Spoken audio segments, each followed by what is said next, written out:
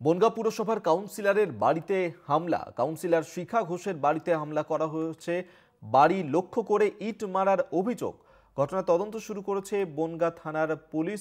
বনগাঁ পুরসভার কাউন্সিলরের বাড়িতে সেখানে হামলা চালানো হয়েছে। কাউন্সিলর শিখা ঘোষের বাড়িতে হামলার ঘটনা। বনগাঁ পুরসভার কাউন্সিলরের বাড়িতে হামলার ঘটনা তদন্ত শুরু করেছে পুলিশ। কাউন্সিলর শিখা ঘোষের বাড়িতে হামলা চালানো হয়েছে বলেই অভিযোগ করেছেন তিনি।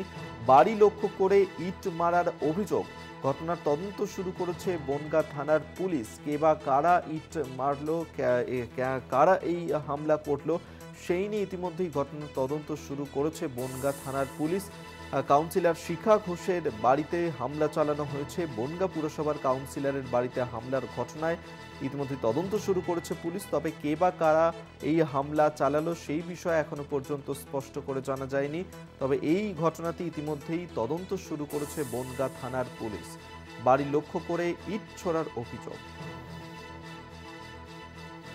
দেবাশিস মণ্ডল আমাদের সঙ্গে টেলিফোনে রয়েছেন প্রতিনিধি। দেবাশিস, বনগাঁ পুরসভার কাউন্সিলর বাড়িতে হামলা, কারাই হামলা চালালো এখনো পর্যন্ত কি কিছু জানা গেছে পুলিশ সূত্রে? দেখো অভিক, আমি তোমাকে বলি যে এই বনগাঁ পৌরসভায় কিন্তু গত প্রায় 15 দিন ধরে একটা অচল অবস্থা সৃষ্টি হয়েছে। যেটা পৌর প্রধানকে, যে গোপাল শেঠ ছিলেন, তাকে পদত্যাগ করতে বলেছেন যে জেলা যে দলীয় সংগঠনের পক্ষ থেকে। তো সেই কারণে তাকে একটা সমাবেশ দেওয়া হয়েছিল 15 তারিখ পর্যন্ত।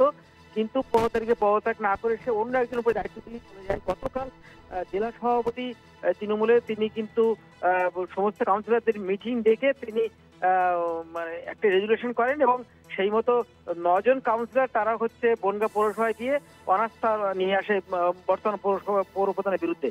তো যারা অনাস্থা প্রস্তাবে যারা সই করেননি, এরকম প্রায় 6 জন কাউন্সিলর রয়েছে, তাদের বাড়িতেই গতকাল রাতে কিন্তু একই সঙ্গে হামলা হয়েছে। তার মধ্যে যেমন রয়েছে শিখা ঘোষ 2 নম্বর ওয়ার্ডের কাউন্সিলর, তেমনি শম্পা মহন্ত 11 নম্বর ওয়ার্ডের কাউন্সিলর, বন্দনা দাস রয়েছে 9 নম্বর ওয়ার্ডের কাউন্সিলর। এরকম 6 জন কাউন্সিলর বাড়ি থেকে গতকাল রাতেবেলা হামলা হয়েছে।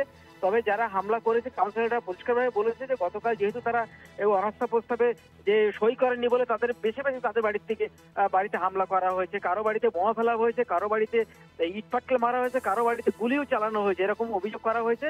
পাশাপাশি আজকে কিন্তু কাউন্সিলররা তারা বনগাঁ পৌরসভার বিভিন্ন এলাকার লোকজন তারা কিন্তু বনগাঁ থানার সামনে একটা অবস্থান বিক্ষোভ করে, যে তারা দাবি জানায় যে যারা গতকাল রাতেবেলা যারা হামলা চালিয়েছে তাদেরকে দ্রুত পুলিশ গ্রেপ্তার করুক।